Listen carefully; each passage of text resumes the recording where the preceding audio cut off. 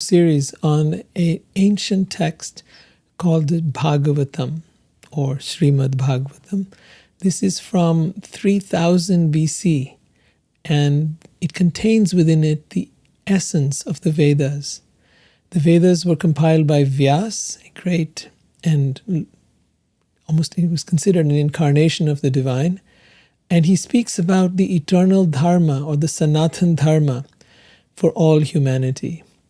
This book has been revered by, for thousands of years by thinkers, philosophers, and gurus who have been ardent followers of the Vedic wisdom, people like Buddha, Mahavir, Einstein, Thoreau, Emerson, Vivekananda, Yogananda, Maharishi Mahesh Yogi, Prabhupada, and in recent times, even well-known people like Jai Shetty, Radhanath Swami, and so many more. This is not a religion, but rather a mystical path that is all-inclusive. It is enlightened wisdom school that allows for multiple paths and ideologies and encourages each person on their path of spiritual growth, self-realization, and love of God. I believe the Vedas contain the perfect message to help us deal with the chaos and darkness in our world today. And if you'd like to learn more about how to master this human existence and become free from suffering, then this program is meant for you. Let's get started.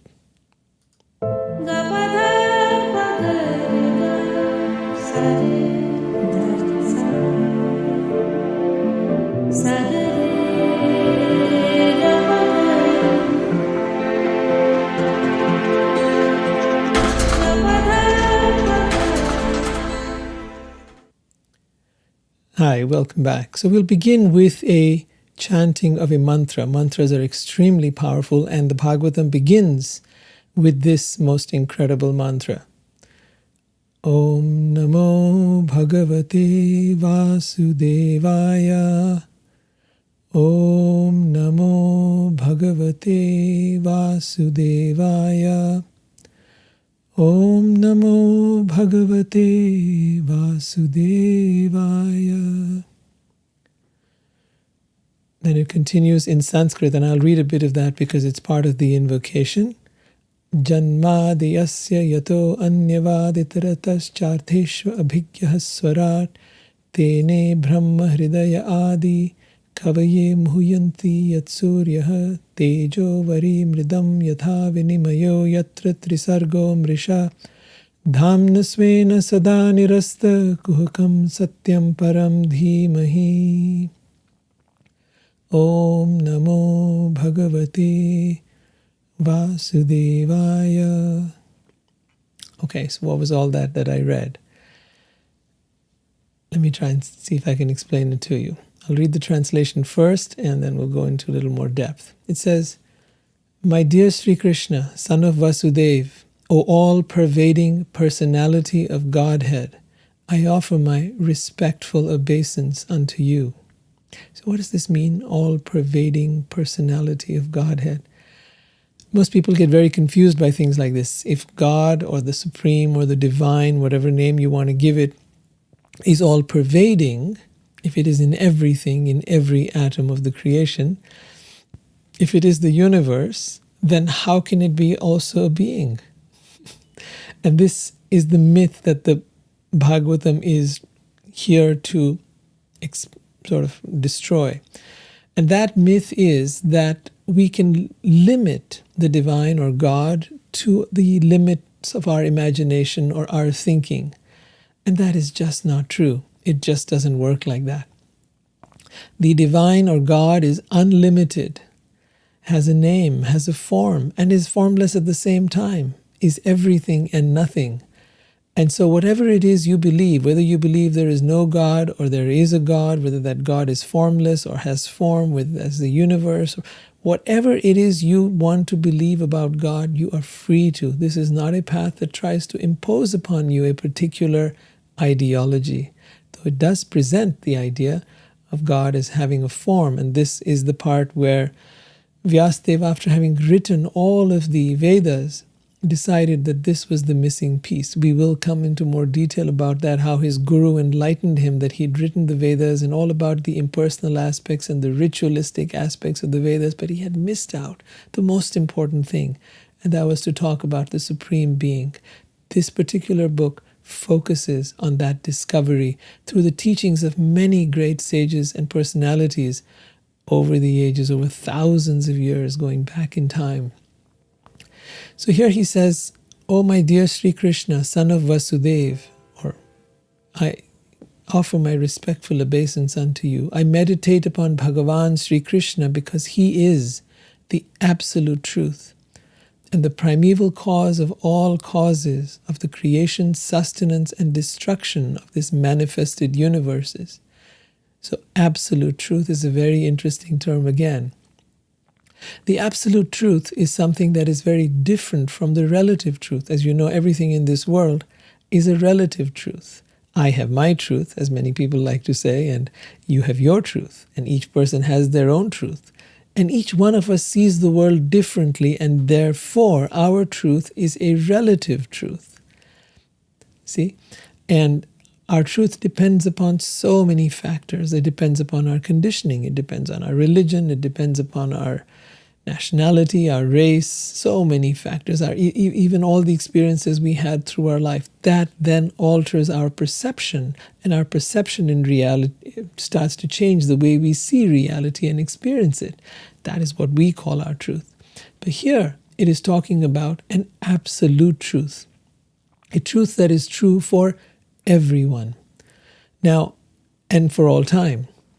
So that truth, which does not change with time, which does not change from one person to another, that truth that is eternally true is referred to as the absolute truth. The Sanskrit word for that is param satyam. Satyam meaning truth, and param means the great truth.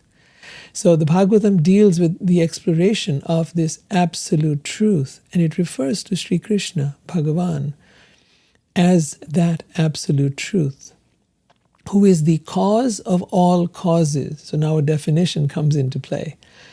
Who is the cause of all causes? Now you might be the cause of something that's going on in your life, and I might be the cause of the events of my life. But who is the cause of this entire creation? And who is the cause of all beings within that creation? Who is the cause of all causes? Sarva karana karanam. That is the term in Sanskrit. So who or what is that? And he refers to Sri Krishna, Vasudeva, the son of Vasudeva, as being the cause of all causes. Brahma in the Brahma Samhita also verifies this, saying Ishvara Parama Krishna, the Paramishwar, the supreme controller of all the universes. Ishvara Parama Krishna is Krishna. Sat Chit Ananda Vigraha, he has a form that is Sat, eternal, Chit, consciousness, and Ananda, full of bliss. So that is how Brahma, the creator of the universe, according to the Vedas, describes Krishna. Krishna, in fact, is the creator of Brahma himself and of everything and every being in this world, including Saraswati, Ganesh, whoever it is that you worship or follow. All of them come from Sri Krishna. So he continues. Vyasadeva writes, he is directly and indirectly conscious of all manifestations, and he is independent because there is no other cause beyond him. It is he who first imparted the Vedic knowledge unto the heart of Brahma, the original living being. By him even the great sages and demigods are placed into illusion, as one is bewildered by the illusory representations of water seen in fire or land seen on water. So, just as a mirage can create an illusion for us, so also it is stated here that the world is that illusion. We think that what we see, hear, feel, touch is real, and it seems very real. Just as much as when we step into a virtual reality game, that feels very real. But this is the most incredible virtual reality game ever. Yes, it hurts when something hits us. Yes, we die when something happens to us, an accident or a disease or whatever else. And yes, it appears extremely real, and we feel it, we experience it. It is not avoidable. you cannot run away from it, right? Even if you try to smoke your head up with all kinds of drugs or take all kinds of ways to pop all kinds of pills, there is no escaping it. Like that famous song, you can check out any time you like, but you can never leave. So in much the same way, when we're here, we're here. And it is only when we die that the soul leaves this body and we get to see, oh, so that was the experience I was having. Wow, it felt so real. It felt so incredible. And now that I'm out of the body, I realize this was all a game. This was all part of a leela, or a game that I was playing. And boy, I really messed up. But hey, I get another chance and I'll get to try it all over again. Maybe I won't get it right even then, but that's what we've got, is eternal life, to be able to figure this out. The Bhagavatam, however, encourages us to not keep on repeating the cycle of birth and death, but rather to reach a place of liberation or moksha from this cycle of birth and death. And therefore it propounds to us the eternal dharma, the eternal duty of all humanity. Now, dharma, while it does refer to the term duty, there is something called an eternal dharma, or a Sanathan Dharma, which is to liberate ourselves. This is the intention, the purpose of our being here, is to liberate ourselves from this cycle of birth and death. Now, how do you do that? It comes through realizing who you are, or self-realization.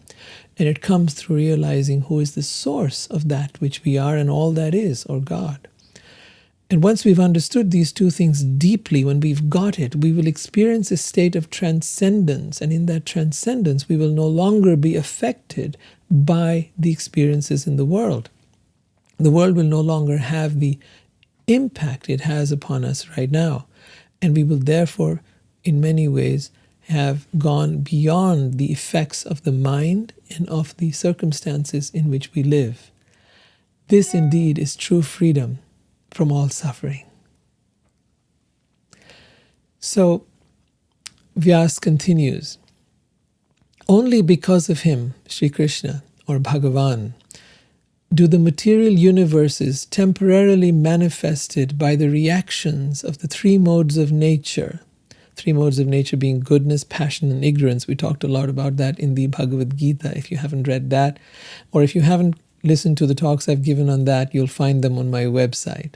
The Bhagavad Gita, there's a full online course with all the chapters of the Bhagavad Gita there. So there we discussed the three modes of nature, goodness, passion, and ignorance. And he's saying here, only because of him, Sri Krishna, do the material universes temporarily manifested by the reactions of the three modes of in nature appear factual, although they are unreal.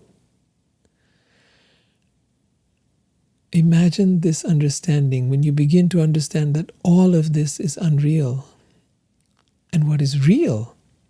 What is real? That's a great question, right? What is real? The Bhagavatam explains in a later chapter that that which is eternal is that which is real. Think about it. That which is eternal. So what is eternal? Not this world. Not our thoughts, not our emotions. These come and go. The things we have come and go. Our youth comes and goes. Life comes and goes. So none of that is eternal. That which is eternal is that which is Sat. That is the truth. That is the absolute truth. And that which is temporary is Asat, or false, or illusory. In other words, actually scientists have demonstrated this fact now by looking deeply with their electron microscopes into matter. And what they find is that 99.999% of it is just air with atoms and protons moving around in space. Really speaking, everything you see here is an illusion, Maya, as the Vedas call it. And that Maya is what we are playing in. We are a product of that Maya. This world is a product of that Maya. Everything that happens is a product of that Maya. It is just like we are actors on a screen, or as Shakespeare said, all the world's a stage and all the men and women merely players or actors. They have their entrances and their exits. Out, out, brief candle, life's but a walking shadow, a poor player that struts and frets his hour upon the stage, and then is heard no more. So that's the condition we're in. And what he says is, I meditate upon Sri Krishna because he is the absolute truth. Then he goes on to say in the next verse, completely rejecting all religious activities which are materially motivated. This Bhagavat Purana propounds the highest truth, which is understandable by those who are fully pure in heart. Now, why would he say that? See, the problem is this: when we have strong material desires, when we want what we want out of life, we don't want to hear this kind of stuff. We want what we want, like, hey, they don't tell me this kind of stuff. I don't want to know this world is an illusion. If it's an illusion, well, I'm here to enjoy it. And I want to have a great time, and I want to have a blast, and I want to have everything that the world has to offer. And you know what? Please go ahead. This is not for you. This program, this Bhagavatam, is for those who have wanted to cleanse their heart, who want to purify the heart, purify their consciousness, break the knot of ahankara or the ego, and see through the veil of illusion and see through into the reality of what exists out here, and be able to find that which is eternal and meaningful and the true, that is in fact the true purpose of human existence. This program is for those people. And if that is what you've been seeking, then you're in the right place. Thank you for being here. So he continues. The highest truth is reality distinguished from illusion for the welfare of all. Oh my God, isn't that incredible? The highest truth is reality distinguished from illusion for the welfare of all. Such truth uproots the threefold miseries. Let's talk about that. The threefold miseries refers to adi atmik, miseries that are caused by your body and your mind. Adi bhautik, miseries caused by other living entities. That includes people, that includes animals, bugs, insects, everything and everyone that is around, right? And finally, adi devik, miseries that are caused by nature. So whether it's too hot or it's too cold, or whether it's raining, or whether things are just not the way you'd like them. But whatever it is, if you're miserable in that situation, that's miseries caused by nature. So misery is caused by your own body and mind, misery is caused by others, and misery is caused by nature. These are the threefold miseries that he's referring to here. Right. So this beautiful Bhagavatam, compiled by the great sage Vyasa, is sufficient in itself for self-realization or God-realization. What is the need of any other scripture? See, the Vedas are full of so many different paths and processes. All kinds of methods are given, from ritualistic stuff to worship of nature to the worship of demigods, and all kinds of different processes. And then ultimately it culminates in a monotheistic understanding. So it gives you all the options. It's almost like going to a supermarket of options. It says, hey, whichever level you're at, whatever path you're into, go ahead. If you want material desires, go for it. If you want to be able to have great relationships and a great life, go for it. But if you want to know the absolute truth, if you want liberation and freedom from this world, then this is the next level. This is the Bhagavatam. And so it says, if you have come to this, if this is what you are seeking, then there is no need of any other scripture. There is no need of anything else. This will answer your questions. As soon as one attentively and submissively hears the message of the Bhagavatam, by this culture of knowledge, the Supreme Lord is established within his heart. See, it's a very different thing to believe in God. And it's a very different thing to feel that presence within you, to feel this sense of connection with the divine, with something higher and greater than yourself, this sense of being supported and loved and held through all circumstances of life by this presence that is right here within you. It's not out there somewhere, it's right here within you. So that's the second part of the understanding of God. The first was we talked of the presence of God everywhere, and then we're talking of the presence of God within you, and we've also been talking of God as a being. There's a verse that's going to come up a little later on where all of this will be tied in together, so I'll wait for that.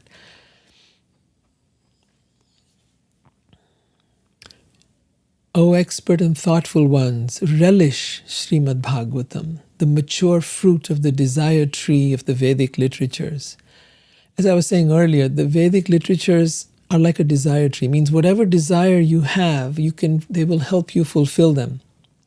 So there is no need to go anywhere else. Yes, you desire material things, the Vedas have a way for you to do that. You desire spiritual things, the Vedas have a way for you to do that. You desire good health, there is the Ayurveda. You desire to know astrology, they have Vedas for that. You want to learn about weaponry, they have the different shastras for that. So everything is contained within the Vedic literature. But the Srimad Bhagavatam is the mature fruit of the desire tree of the Vedic literatures. And that fruit, which emanated, as he says here, from the lips of Sri Shukadev, therefore it has become even more tasteful. And although its nectarian juice was already relishable for all, including liberated souls. So with that invocation, we begin the story of the Bhagavatam. It talks about how once in a holy place, in the forest of Naimisharanya, great sages headed by Shaunaka. Let me say that again. Great sages headed by the sage Shaunak assembled to perform a great 1,000-year sacrifice for the satisfaction of God and his devotees. You might say 1,000-year sacrifice. Gosh, this must be some kind of myth. Well, the Vedas actually record time when people did live for tens of thousands of years. It's mentioned in the Bible as well. And it is there all over in the different scriptures of the world. Now, yes, our modern day scientists haven't found any such relics or any such finds. But then again, I don't know if they're even looking. They have tremendous biases, and those biases prevent them from being able to really keep an open mind. They've gone ahead and called all of these texts from the ancient times as mythology. And I think that is such a great disservice. Just because you don't understand something doesn't make it a myth. Just because it doesn't fit into your paradigm doesn't mean it's mythology. It needs to be looked at with an open mind. This is the writings of incredibly wise people, enlightened beings, people who saw through the veil of reality and who were in a state of deep blissfulness. One needs to hear what they've got to say with an open mind. Then only can we learn something of great importance. So, the scene is set here in the forest of Naimisharanya, and the sages have gathered, and there's this most evolved of all of them, Shaunak, and they're asking him questions. Shaunak is asking the questions, and the questions are being asked of Suta Goswami. One day, after finishing their morning duties by burning a sacrificial fire, they offered a seat to the esteemed Srila Suta Goswami. The great sages made inquiries with respect about the following matters. So now they begin asking some questions, and I'm going to kind of cut it short a little bit for you. It comes down to this. Explain to us in an easily understandable way what you have ascertained to be the absolute and ultimate good for the people in general. In this iron age of Kali, people almost always have short lives. They are quarrelsome, lazy, misguided, unlucky, and above all, always disturbed. Take note of these words. People have short lives in this time, short compared to those times when they lived for hundreds and maybe thousands of years even. They are quarrelsome, lazy, misguided, unlucky, and above all, always disturbed. I think this is an experience that most of us have had our minds are constantly disturbed. We are constantly in an age right now, especially with all the technology and cell phones and all of that, where distraction has become a way of life, where we are constantly distracted. It's very hard for us to pay attention or stay focused on a conversation or even on a meal. We need to watch our TV while we're having our meal. We need to be able to look at our phone and the notification that came in or something else that's there to alert us. We're constantly distracted. And they could see this back then, thousands of years ago, 3000 BC, when this conversation is taking place, that such a time was about to come. They called it Kali Yuga, meaning the age of darkness, hypocrisy, dissension, quarrel. And they said, hey, this is going to be a terrible time. This is actually a whole series of predictions in the Bhagavatam, which are really scary and horrible about the times ahead. I'll go into it later. It comes down in the later cantos of the Bhagavat. But for now, we'll just take the basic idea. They could foresee these terrible things about to come, and because of that, they wanted a solution. What is the solution? How do we deal with this upcoming time? What is the best way out for someone who wants to become free and liberated? That's the question they're asking, and that's what we're going to learn more about. So they continue. In this time, there are many varieties of scriptures, many philosophies, many teachings, and people tend to get confused. So please select the essence of all these teachings and explain it for the good of all living beings, but that by such instruction, their hearts may be fully satisfied. They also continue to ask another question, because Sri Krishna had appeared 5,000 years ago, right around that time, and they want to know a little something more about that. So they ask Suta Goswami, you know for what purpose Krishna, the personality of Godhead, appeared in the womb of Devaki as the son of Vasudeva. We are eager to learn about him and his incarnations. Please explain to us those teachings imparted by previous masters. For one is uplifted both by speaking them and by hearing them. So that's the gift of the Bhagavatam here. Even just by hearing about this Bhagavatam, you get uplifted. By hearing about it, by speaking about it, by exploring further. Why? Because these are the teachings of great masters that were going back thousands of years. Their teachings are encapsulated and brought out in the Bhagavatam. As we go along, we'll be talking about those teachings and sharing them here. They then continue to ask, living beings who are entangled in the complicated meshes of birth and death can be freed immediately, by even unconsciously chanting the holy name of Krishna, which is feared by fear personified. Now that's such an interesting point. Fear is the bottom line with which everyone tries to control us, right? Religions have done it over the ages. They've done a fantastic job of trying to make us fearful. But you'll also find the same thing is used by advertisers. The same thing is used by doctors even, who'll try to get us to be afraid. And even our parents try to get us to be afraid and get us to do things.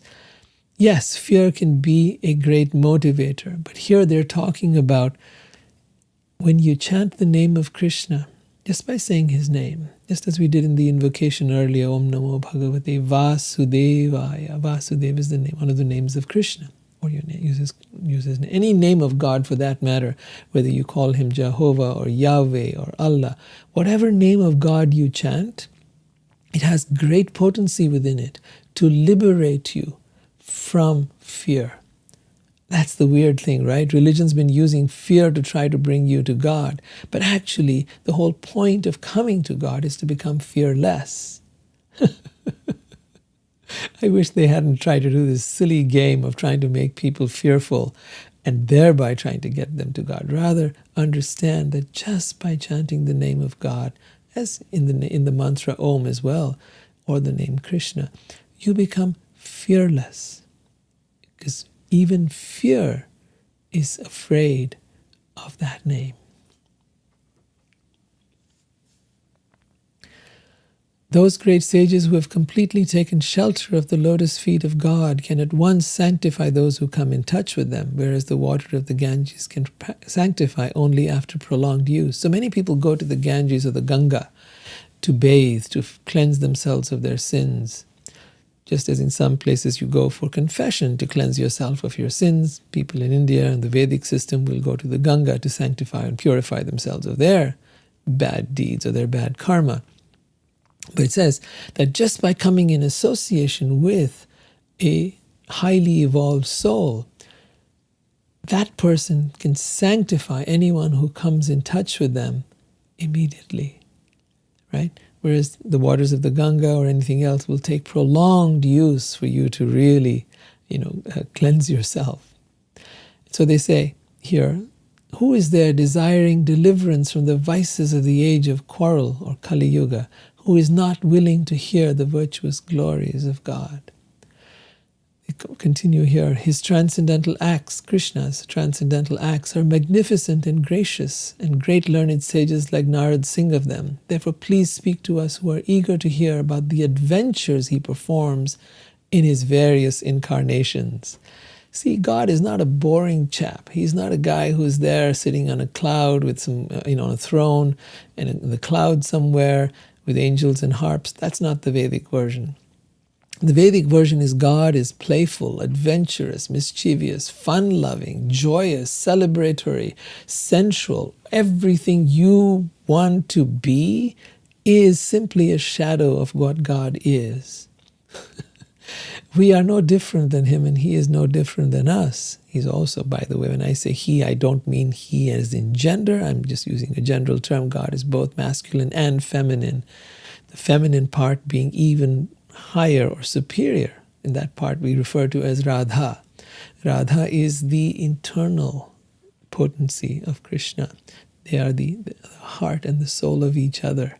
So that understanding is deeper, and we leave that for a later time. That I use the term he right now just to begin with the more philosophical. Krishna is more the philosophical side. Radha is more the internal, the deeper, the heart part of God.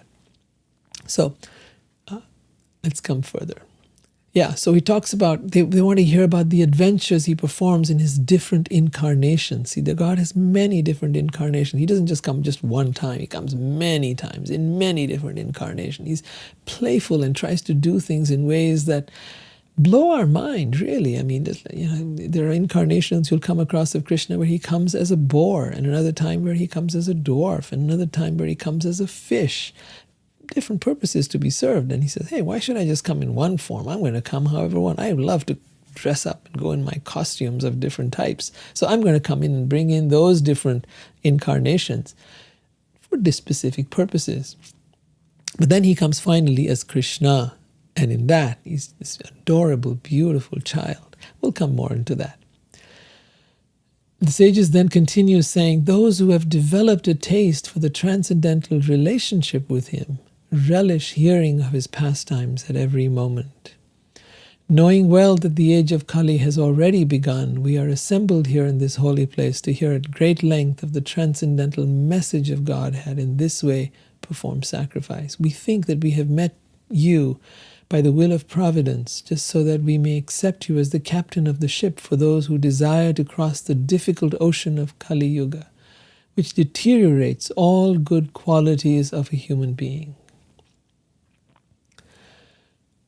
So the next chapter then goes into Shuka, who they're speaking to. Shukdev, the master of all sages, the son of Vyasadev, right, is now Sutta Goswami speaking about him, the person who originally spoke the Bhagavatam, Shukdev. He was the son of Vyas, and he says, out of great compassion for those gross materialists who struggle to cross over the darkest regions of material existence, he spoke this most confidential supplement to the cream of Vedic knowledge, after having personally assimilated it by experience. So what makes for a great soul? What makes for a highly evolved being? It's not just knowledge. It's not just that that person knows a whole lot and has read a lot of books and is an intellectual. No, no, no, that doesn't work. It is about assimilation. It is about realization. That person who has embodied these teachings, is living them, that person is a truly highly evolved soul. The term used for someone who is very knowledgeable is a jnani. Jnani means someone who is very knowledgeable. But that is not a highly evolved soul yet. So someone who knows a lot, can quote a lot of verses, can speak a lot of intellectual stuff, wonderful. It's a great starting place. But one who has embodied these teachings and lives them practically is referred to as an acharya, someone who has reached that place where it is no longer something that they think about or speak about, but is something that they live by. It is a stage of their life. They are embodied it now. So then comes another invocation now as Sukadev begins to speak. Narayanam namaskritya naram chaiva narottamam.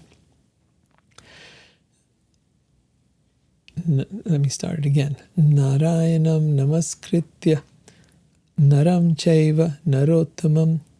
Devim Sarasvatim Vyasam Tato Jayam Udhirayet. So in this he says, before reciting this Srimad Bhagavatam, which is the very means of conquest, one should offer respectful obeisances unto the personality of Godhead Narayan, unto Naranarayan Rishi, the supermost human being, and unto Mother Saraswati, the goddess of learning, and Srila Vyasadeva, the author. He says, O sages, I have been justly questioned by you. Your questions are worthy because they relate to Sri Krishna and so are of relevance to the world's welfare. Only questions of this sort are capable of completely satisfying the self. Savai pumso paro dharmo yato adhokshir adhokshaje. Ahaituki apratihata yayatma suprasiddhati. The supreme occupation or dharma for all humanity is that by which one can attain to loving God or loving devotional service to the transcendent Lord. Such devotional service must be unmotivated and uninterrupted to completely satisfy the self. So this is a truly an incredible statement here. That most people go to religion or go to God to fulfill their desires. And that is not approved of here in the Srimad Bhagavatam. It talks about when we approach God, our approach must be unmotivated for no reason at all. Think of someone who is a rich and powerful person and you go to them and your motivation is, oh, can you give me a little money? Can you give me a promotion? Can you help me with this or can you help me with that? They don't want to be your close friend. You've come to them with a motivation. You've come to take something from them. When you go, I want to just be your friend. I say, really? Okay, well, we shall see. Right? So, unmotivated devotion is what it's talking about, and uninterrupted. Not that you're going back and forth between wanting something and not wanting something, but rather you're willing to surrender fully and allow for God to take care of you in whatever way He sees fit. Right? That is surrender. And that surrender is really the essence of what it takes to be with God. To truly dive into this Bhagavatam requires a mood of surrender, of trust. What is surrender? Trust. It means trusting that God has your back, that God is there for you, that God will never leave you, that God is with you, right? And that God is your eternal friend and who loves you. That's the idea, right? If we have any other motivation, then there are many other places to go to learn about that and try to get that. And usually you'll be guided to some demigod or some other kind of being or process that will try to get you there. Whether that's some people nowadays go into these visualizations and the laws of attraction or this or that, but that is not the Bhagavatam. The Bhagavatam is to help you get to the most evolved state that a human being can get to. It then continues. Vasudeve Bhagavati Bhakti Yoga Prayojitaha Janayati Ashuvairagyam Jnanam Cha Tad Ahaitukam. By rendering devotional service unto this personality of Godhead Sri Krishna, one immediately acquires knowledge and detachment from the world. So there are many people who contest the idea of worshiping a personal God and think, oh, what's the big, God is just formless and nameless and all of that. And, they're entitled to all of that. But here the Bhagavatam says that if you develop a relationship with God, then that relationship with Vasudeva Bhagavati Bhakti Yoga Prayojita, you will be granted, you will be blessed by grace. Bhakti Yoga, and devotion will be placed within your heart. That devotion will awake from within you. Janayati ashuvairagyam jnanam chayad ahaitukam. And you will receive the knowledge that you need with which to come to God. From where? Not just from the books, but from within your heart. It will come from here. And from within you, it will spring forth. You will know clearly what is to be done, what is not to be done, how to live your life, and everything you need to know shall be revealed to you. And along with that will come vairagya. Vairagya means detachment from the world. Because detachment is not about getting it's not about some artificial imposition where you put on some robes and shave your head and become a monk. No, detachment is actually a very simple thing. It's about understanding that nothing belongs to me. Nothing. Right? Actually, the whole point of attachment is really that we think that the things that we have are mine. The person I love is mine. My child is mine. My dog is mine. This body is mine. My thoughts are mine. My emotions are mine. This mine word, mera, that is the cause of our suffering. And what happens by reading the Bhagavatam and by opening and surrendering to God? Detachment from the things of the world. This word mine is removed. You will still have the things of the world. You will still have the body. You will still have the mind. You will still have the thoughts. But you will not be attached to them. You will no longer believe them. You will no longer buy into the myth that this is mine. Because you'll realize that what is mine is that which is eternal, my soul, my connection with God. Everything else is temporary. I have it for a while. It's been given to me for a little while. I need to take care of it, use it well. But nothing belongs to me. I came to this world empty-handed. I will leave empty-handed. And that's just how it rolls, whether you like it or you don't.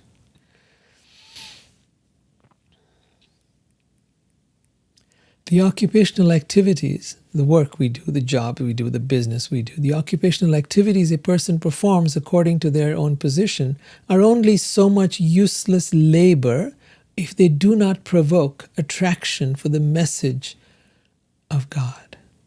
All occupational engagements are certainly meant for ultimate liberation. They should never be performed for material gain. Life's desires should never be directed towards sense gratification. One should desire only a healthy life or self-preservation, since a human being is meant for inquiry about the absolute truth. Nothing else should be the goal of one's works. This is a powerful statement, a very, very powerful statement, telling us that the goal of all our work, and people ask, well, what is the purpose of life? What is my life purpose, right? The purpose of life is to understand the absolute truth, to understand God. That is the purpose of life. It begins with understanding who you are, that I'm a soul. I'm not this body. And then from there, beginning to understand the nature of the soul. And then through that, beginning to understand who is God. That's the next step up. But because it is through the soul that you begin to understand God. If once you experience that soul and when your mind is quiet and you can feel it and you can experience it, you know that this soul has no judgment. It has no duality within it. It has no right and wrong and this should be done and that should not be done. This soul is not bothered about all of that stuff. To it sees the game and it's happy to play. Whatever needs to be done, is happy to do it. So the idea is to stay conscious in all of our activities, in everything we do. You have a job, you have a business, you have whatever you do, great. In all of that, recognize that you can be in a meditative state in everything you do, whether you're cleaning the dishes or you're working or you're with someone, you're speaking to somebody, you can be in a meditative state. A meditative state is simply a state of dhyan. Dhyan means focus, one-pointed attention, as it will say later. That is the way we can become free of our mind and be fully present to whatever we're doing. That presence is so powerful that it liberates us and frees us from any attachment to outcomes and for things that are going on, trying to be right, trying to be wrong. Who cares? No one's interested in that. So it says very clearly here that one should not perform one's work for material gain. One should only desire a healthy life or self-preservation, since a human being is meant for inquiry about the absolute truth, and nothing else should be the goal of one's work. Vadanti tattva vidastatvam. This is another really nice one. Vadanti tattva vidastatvam yad jnanam advayam. These last two lines, brahmeti paramatmeti bhagavan iti shabdate. These three words here, brahmeti paramatmeti bhagavan iti shabdate. What they're saying here is, and let me translate it first, learned transcendentalists who know the absolute truth call this non-dual substance Brahman, Paramatma, or Bhagavan. Now this is a very powerful verse and one that solves a lot of questions, or rather answers a lot of questions. So the first thing is referring to spirit as non-dual substance. There is no duality in spirit. Right? Duality exists within this world. In this world, it is sometimes hot, sometimes cold, sometimes we live, sometimes we die, we're young, we get old. There are things we like and we don't like. All of that is duality. Spirit is a realm of non-duality. So it says that that spirit, that non-dual substance, is known by three names. Brahman, which is the presence of the divine or God in every atom of the creation. Paramatma, the great soul who is present in everyone. Everyone. Everyone doesn't just mean people who have the same faith or belief as you. It doesn't mean only people who are enlightened or awakened or spiritual. Everyone, including the atheist, has Paramatma, the great soul or God within them. Isn't that fascinating? God is not only in them, but also in every creature, in every dog, in every cat, but not only in them, in the cow, and in the lamb, and in the chicken, and in every creature. Therefore, we do not eat any of them, because we understand that God is present in all of them. Paramatma is there. So Brahman is the presence of God in everything. Therefore, we honor the earth. We care for the earth. We don't turn it into a dumping ground and mistreat it. And you know, the way people have done today, because in this godless world, they've not honored the earth. They've gone ahead and polluted it and dumped everything into the oceans and into the land. And we have become such a destructive humanity. For all the progress we've made such a mess of this planet. When you understand that God is in every atom of this, you honor God and you honor the planet. You honor every person. Paramatma is present in everyone. And then finally, beyond this world, God exists as Bhagavan.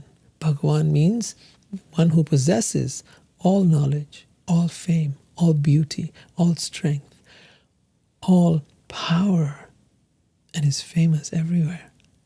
Bhagavan. The source of everything. That Bhagavan is referred to as Sri Krishna. Krishna. Krishna means the all-attractive one. One who attracts everyone. He doesn't force anyone to come to him. No. Please do your thing. But if you are interested, then Krishna is all-attractive, beautiful, sensual, fun-loving. Whatever way you want to approach him, whatever way you want to love him, He's there. As a child, if you prefer that. As a lover, if you prefer that. As a friend, if you prefer that. Or if you want to put him on a pedestal and put him on a throne, sure, if you want to do that, do that. But whatever you need, however you would like to relate to God, He is reaching out to you through the Bhagavatam, through this work, to tell you that He's there and would love to get to know you better. The seriously inquisitive student or sage, well equipped with knowledge and detachment, realizes the absolute truth by rendering devotional service to Him in terms of what has been heard from the Vedas. So then they continue here with one pointed attention. This is so important. With one pointed attention. Remember I was telling you about meditation earlier? Meditation is about dhyan, creating one pointed attention and focus in everything we do. Because then everything becomes a meditation. But now they're taking it to a whole other level here. With one pointed attention, one should constantly hear about, glorify, remember, and worship God, who is the protector of the devotees. He's always protecting us. He's always with us. With sword in hand, intelligent people cut through the binding knots of karma by remembering God. Therefore, who will not pay attention to His message?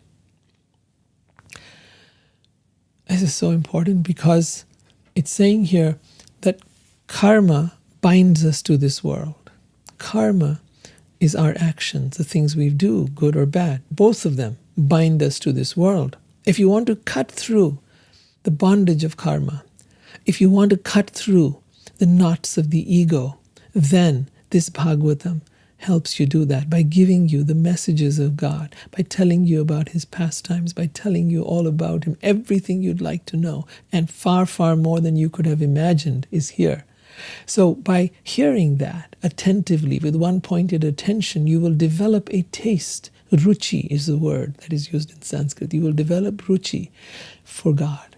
And as that taste develops, you will find yourself wanting to know more and more and more. And the Bhagavatam is endless in giving you as much information as possible.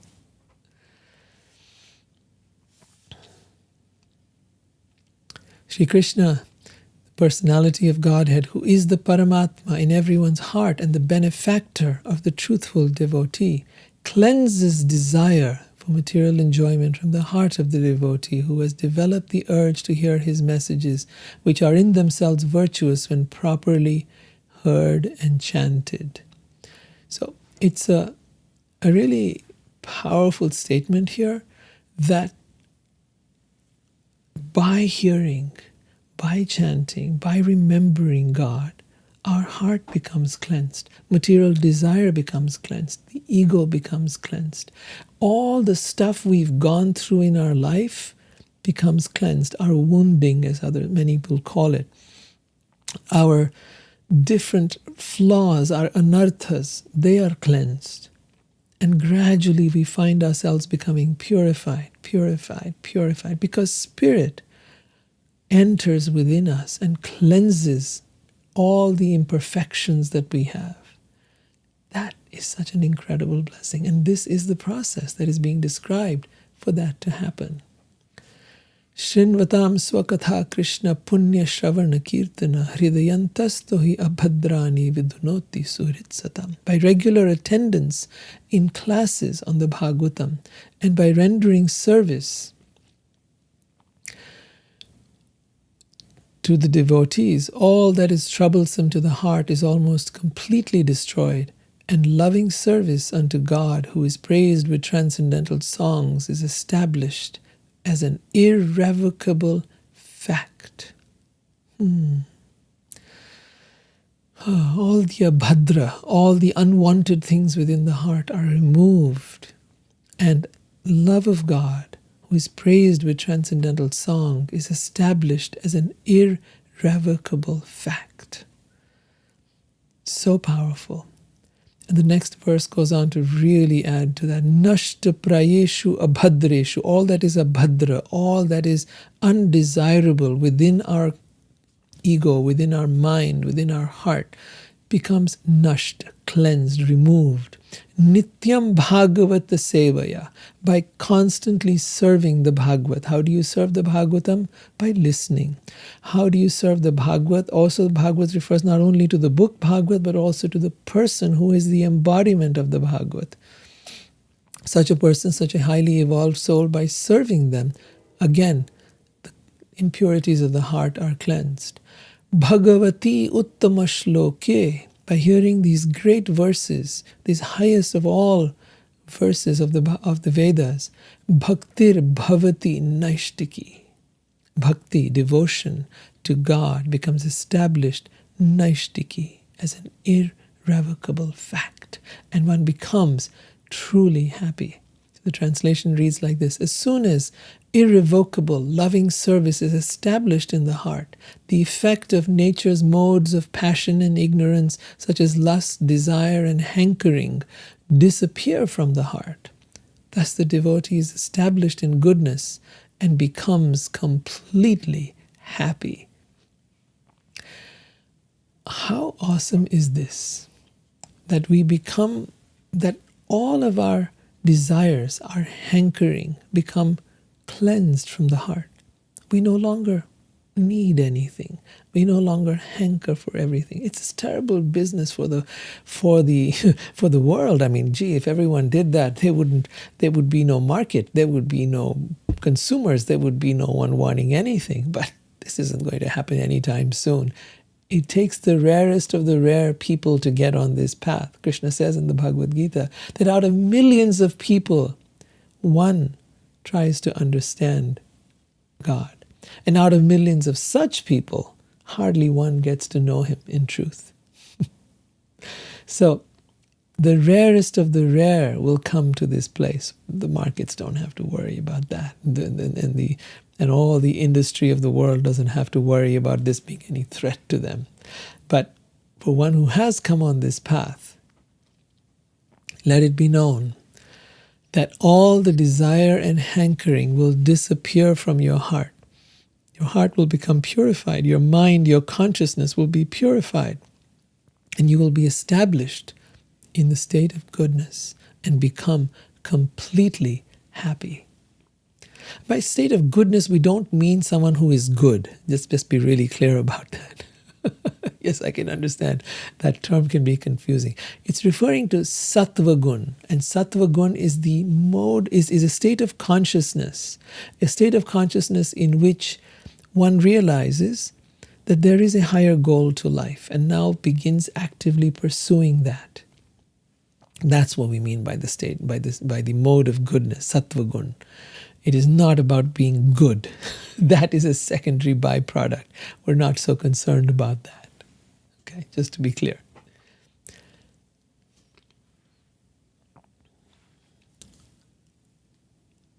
And also about happiness. This is another really important piece. That the happiness we're talking about here is not the happiness that comes from getting your desires met. That happiness, well, it's temporary. It lasts for a few moments. You get what you want, that new house, that new car, that partner, that thing that you desired, and now suddenly you're happy, you're on top of the world. And then in a little while, it just comes down, right? And now you're no longer that way. Now you're in struggle, now you're fighting, now you're quarreling, now you're seeking something more, you're wanting something else. That happiness is not what is being talked about here. To be completely happy is to be in a state of ananda or bliss. And that bliss cannot be obtained by anything of this world. That bliss is that which lies within you. That bliss is what you are. So what happens as all of these desires become cleansed is you become more and more in touch with that inner bliss. That inner bliss is the aim of the Bhagavatam, is that you now live a life in which the things of the world do not impact you or affect you the way they do most people. Neither the good things nor the bad, neither getting what you want nor losing that which you have. That's the point. Then you come to a steady state of bliss that is neither high nor low, but steady. Bhagavat continues, enlivened by contact with love of God or devotional service, one gains positive scientific knowledge of God in the stage of liberation from all material association. So what is this scientific knowledge about God? Is there such a thing? Can knowledge of God be scientific? Absolutely. What is science, in fact?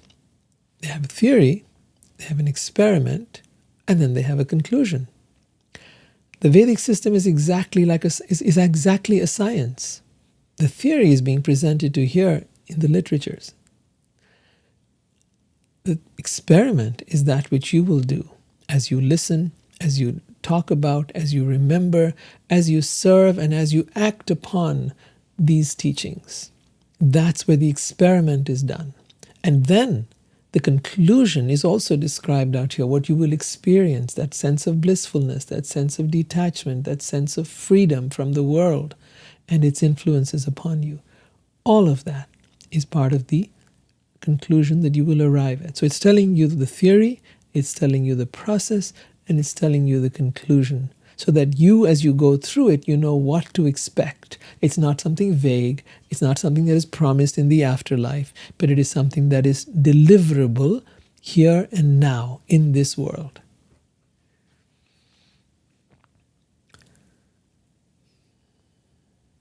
Thus established in the unalloyed goodness, one whose mind has been enlivened by contact with love of God gains positive scientific knowledge of God in the stage of liberation from all material association. Thus the knot in the heart, or the knot in the heart, which is the ego, is pierced, and all misgivings are cut to pieces. The chain of karma is terminated when one sees the self as master. Ooh, this one is so good. You see, the point is, so far we have given the control of ourself to our mind, or we've given it to the media, or we've given it to our partner, or we've given it to the world or to our friends, and we worry about what will people think and what will they, oh my God, they're going to think badly of me and I need to look good. This is where you've given the power away to others. That power needs to be reclaimed, and you need to know that I am neither this body, nor do I need to be run by its impulses and its desires and its needs and try to fulfill that, because then I have become the slave to the body. Nor do I need to chase after the thoughts and feelings and emotions that my mind is generating, because it's constantly generating stuff that it thinks and it believes, and nor do I need to be right about those, because I'm just trying to prove my mind, because I am not my mind. If I believe I am my mind, and I believe my thoughts, then I'm giving power to my mind. It has become the master and I have become the slave. The real master of this body-mind organism needs to be the soul, the self, the true Atman, that which I am. That needs to be the master. And when that is put in the driver's seat, then life is very different. Then we experience the world differently. That is what it means when you know the self as master. Certainly, therefore, since time immemorial, all transcendentalists have been rendering devotional service or love of God to Sri Krishna, the personality of Godhead, with great delight, because such devotional service is enlivening to the self. And then in conclusion it says here, Vasudeva Para Veda, the Krishna or Vasudeva is the ultimate Veda, the ultimate knowledge. Vasudeva Para Makhaha, that Vasudeva is the ultimate sacrifice. Krishna is the ultimate sacrifice. Vasudeva Para Yoga, he is the highest yoga. Vasudeva Para Kriya, he is the ultimate kriya, or the act of service, or the act that we do. Vasudeva Param Jnanam, he is the ultimate wisdom, the ultimate knowledge. Vasudeva Param Tapaha, he is the ultimate sacrifice, the ultimate tapasya, austerity. Vasudeva Paro Dharmo, he is the ultimate dharma. Hinduism has often been, was originally, there was no such word as Hinduism, it was referred to as Sanathan Dharma, the eternal dharma, the eternal nature of the soul, the eternal nature of who we are. And to discover that, it says, Vasudeva Paro Dharma, he is the eternal dharma. The whole dharma, the eternal purpose of life, is to get to know him. Vasudeva Para Gatihi, he is the ultimate goal of life. In translation is written here, In the revealed scriptures, the ultimate object of knowledge is Sri Krishna. The purpose of performing sacrifice is to please Him. Yoga is for realizing Him.